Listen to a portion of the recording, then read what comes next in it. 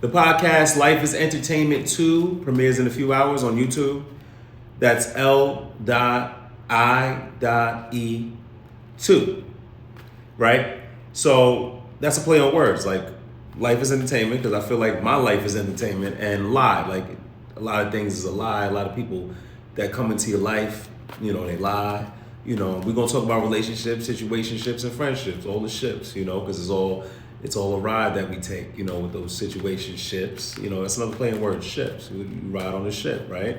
So it's a ride. I'm gonna tell you about my past experiences, my perspective, how I feel about things, how I view things, my take on things, different things like that. So evidently enough, this story, this post, this is going to be a prequel to the actual podcast, and this is actually called Hookah and Me. How did this all start? All of this started through hookah, believe it or not, right? The lifestyle, the situationships, the relationships, the friendships, right? Believe it or not, it's just this common thing, right?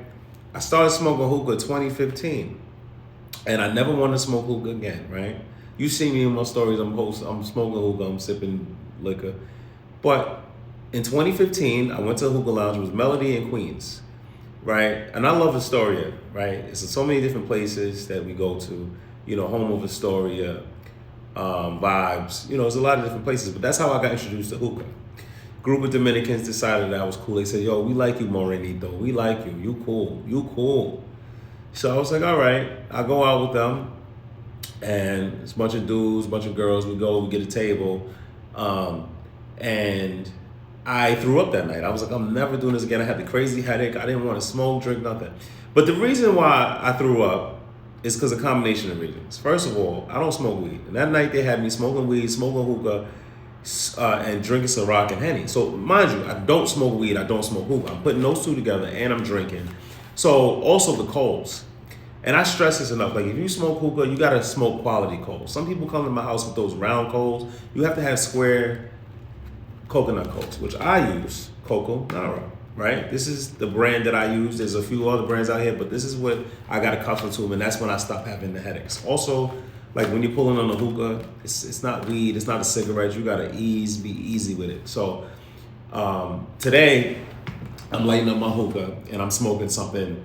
It's called Must Have, right? And honestly, you must have it, right? It's a good brand, right? Because I started off with Al Flocka, which is basically like Reggie now.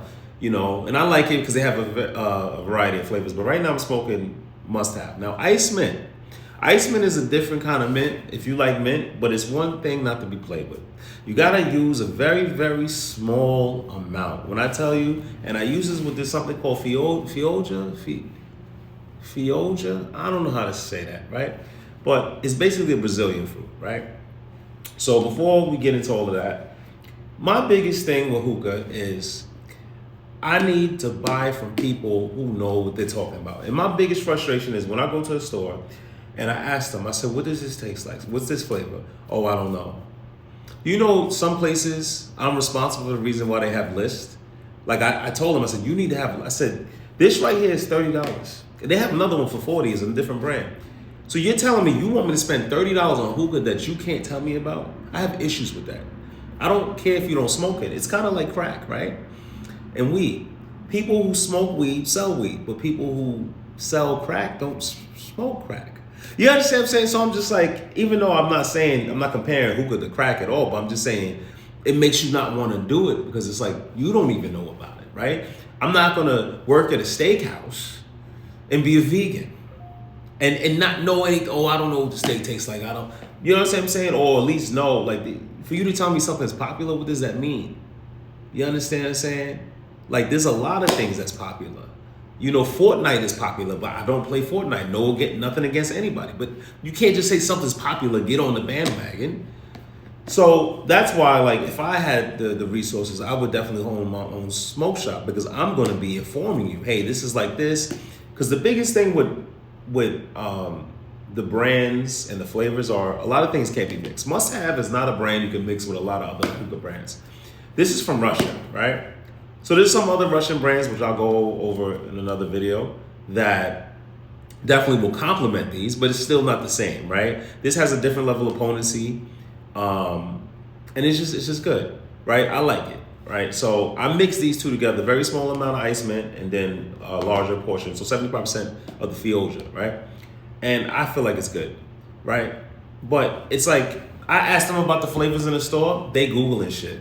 They asking Siri, you the fucking owner. How do you don't know what's in this hookah? What's it? I'm just big on that. Even with my that's why I say hookah's like wine. It's acquired taste.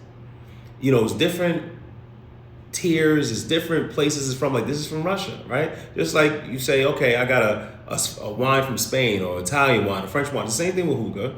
And then you got the light body, medium body, full body. I'm gonna say right now this is more like a medium body, right? Because you got the dark leaf and blonde leaf. Like dark leaf is like more of a full body, right? So it's just levels to it. And I just don't want to purchase anything from anyone that doesn't know about the product that they're selling. So that's why I would, if I could get a chance, I would sell shisha because I know about the product, I indulge in the product, and I believe in the product, right? Because I will never sell you something I don't believe in. If I don't like it, and I'll be honest, like I'll tell you about a brand and say, hey, this is not my favorite. If you like this such and such, I'll tell you. That's just how I am. That's how I operate. So this is the hookah that I like. This is the hookah that I like to smoke. And people, not everyone's a hookah person. You know what I'm saying? But I'm telling you, if you smoke the things I smoke, you become a hookah person. I'm telling you. It took years and years to become a hookah person because I'm telling you, 2015, I put it down. I said, I'm not smoking this. And then 2018, I was dating this girl. She was Colombian. And I bought her a gift. She loves smoking hookah. And I bought it. It's one of those gifts like, yeah, it's for me, but it's for you, but it's for me, but it's for us. You know what I'm saying? And unfortunately, the relationship ended. Big reason was she was like, yo, you be smoking hookah 1 in the afternoon.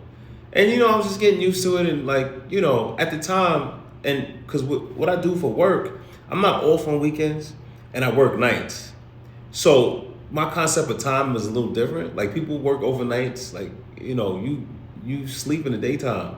You know what I'm saying? Like for me, I didn't drink at night. I didn't smoke hookah at night because I had to be back at work at 7 in the morning. I had to leave at 5. So yes, I was drinking 1 in the afternoon, smoking hookah 1 in the afternoon because I have to prepare myself to cleanse my body, drink water, get ready. But she felt like it was an unhealthy habit. And I look back and I said, I could see her perspective, right?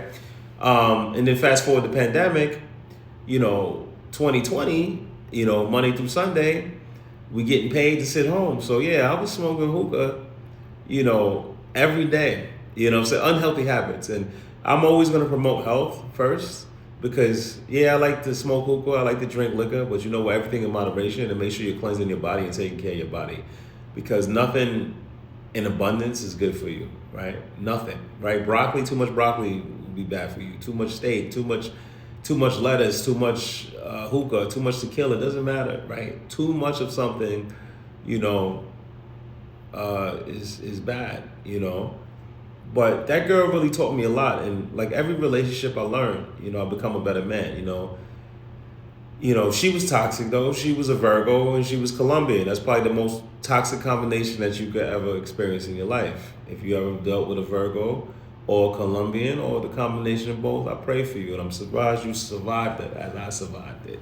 I'm a survivor, you know what I'm saying? But, shout out to her. Nothing bad to say about her, I was happy. She taught me something and it ended. That was very pivotal to my character development because that's all this is about is character development, right? We learn, we love, we live. That's all it is about. Life is entertainment too. The podcast officially airs in a few hours. This is just a prequel. Let's get ready. Stay tuned.